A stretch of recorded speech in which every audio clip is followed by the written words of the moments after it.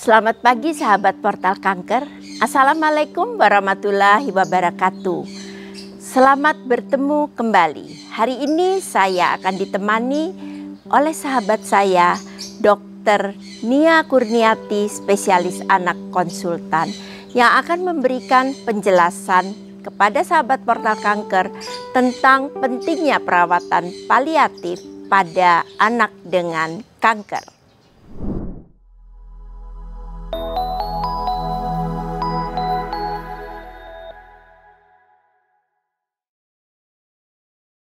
Selamat pagi, selamat siang, dan selamat malam untuk sahabat Portal Kanker yang setia menunggu informasi mengenai kanker. Nama saya Nia Kurniati, saya dokter anak dari RSCM, saat ini menjabat sebagai Ketua Tim Paliatif Anak. Saya akan berbicara mengenai pelayanan paliatif pada anak dengan kanker.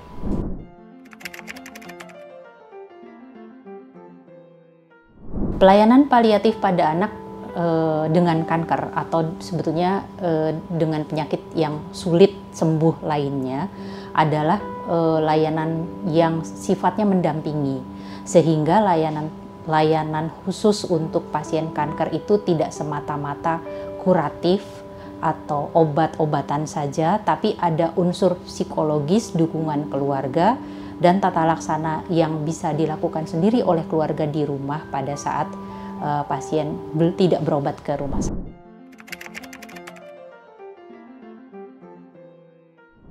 Baik, begini, pelayanan paliatif itu bisa dimulai pada saat diagnosis kankernya ditegakkan. Banyak orang tidak tahu bahwa teman-teman dari tim paliatif dapat ikut mendampingi, karena kadang-kadang orang tua yang memiliki anak yang didiagnosis kanker itu kemudian tidak sempat mencerna informasi dari dokter. Jadi tim paliatif, apakah itu perawat, apakah itu dokter, dapat membantu menerjemahkan. Misalnya, saat ini diagnosisnya A, B, C.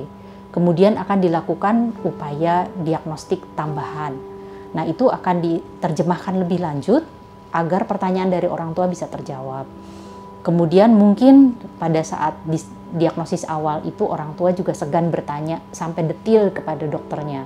Tapi kemudian didampingi oleh tim paliatif, kita bisa membantu menjelaskan apa sih yang dimaksud dengan prosedur diagnosis kelanjutannya, apa yang akan diterima, efeknya seperti apa. Itu hanya pendampingan. Di luar itu sebetulnya pasien kanker anak itu masalahnya cukup banyak.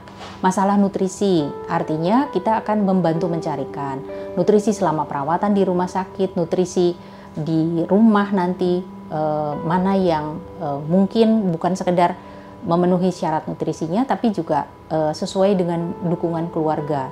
Atau pada kasus-kasus tertentu karena harus menggunakan diet khusus, biasanya kami juga bekerja sama dengan tim nutrisi rumah sakit, mencarikan nutrisi mana yang bisa dibeli dan kalau perlu mencarikan donaturnya.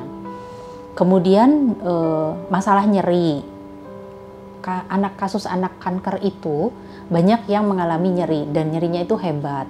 Jadi tim paliatif membantu mengidentifikasi nyerinya seperti apa.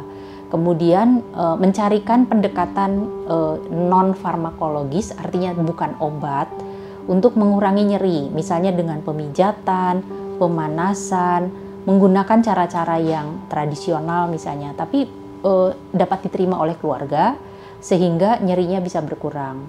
Itu nyeri ya. Nah, soal lain adalah mengenai sesak. Kadang-kadang kan pasien kanker perutnya besar, ada cairan di dalamnya, atau ada kankernya kebetulan di paru-paru. Seringkali sebetulnya bukan hanya sekedar oksigen, bukan hanya sekedar misalnya diinhalasi yang membantu mengurangi nyerinya, tapi juga mungkin posisi. Jadi anak-anak seperti itu diajarkan posisi mana yang membuat dia nyaman. Kemudian udara didinginkan itu juga membantu supaya sesaknya berkurang atau keluhan paru-parunya berkurang. Dan itu nggak harus pakai AC karena banyak juga yang datang dari kalangan tidak mampu, di rumahnya tidak ada AC. Dengan kipas angin saja dibantu dengan cairan misalnya, dengan cara tradisional itu membantu mengurangi keluhannya. Kemudian juga misalnya mobilisasi. Mobilisasi itu juga tidak selalu dimengerti oleh orang tua. Merasa bahwa anaknya sakit ya sudah dibiarkan tidur di tempat tidur. Padahal sebetulnya ada hal yang dapat diberikan oleh tim paliatif. Dalam hal ini tim paliatif ikut menghubungkan dengan tim rehabilitasi medik. Ini loh harus dibolak-balik, harus digerakkan kakinya, harus belajar duduk, harus belajar berdiri, sehingga masih ada kemandirian dan masih juga ada upaya menjaga agar fungsi organ lain yang tidak terkena kanker tetap berjalan begitu. Nah, kemudian ada sisi psikologisnya. Anak sakit kalau kita tidak perlakukan sebagai anak normal sebagian ya, misalnya dia tetap memerlukan stimulasi. Jadi jangan biarkan dia bengong gitu ya. Jadi biasanya kita tanya, apa yang kamu suka? Misalnya mendengarkan lagu. Nah, kita upayakan ada cara lah untuk dia mengakses lagu-lagu favoritnya misalnya. Sekarang kan gadget ya, jadi rata-rata orang tua sudah ngasih HP begitu saja. Tapi sebetulnya juga harus ikut mengontrol isinya. Bahkan di RSCM itu ada sekolah untuk anak kanker. Meskipun isinya bukan sekolah betulan ya, tapi misalnya mewarnai, merajut, atau membaca buku cerita misalnya. Itu bagian dari upaya sekolah di rumah sakit. Saya kira banyak ya yang bisa dikerjakan untuk penanganan paliatif bersamaan dengan tata laksana kanker.